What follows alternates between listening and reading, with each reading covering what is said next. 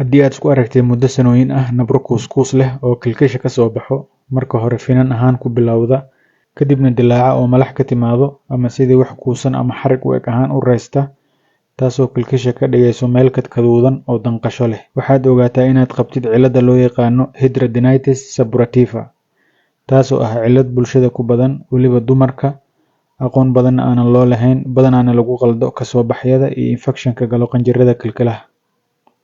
Ciladan waxay timaadaa markii duldulaalka tinta ee kilkisha ay xirmato, tintana gudaha ku laabato, mana ahan cilad ka timaado nadaafad darri, mana la kala qaado, waxaana badanaa lagu arkaa laabatooyinka kilkilaha, saracyada iyo naasaha.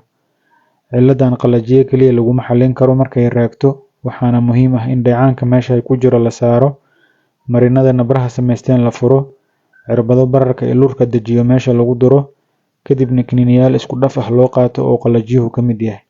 Ciladan haddii ay dhib kugu hayso, xal waarana aad uga baahan tahay, fadlan la xiriir dhakhtarka ku takhasusay cudurrada maqaarka. Faafi fariintan, lana wadaag bulshada, waana mahadsantahay.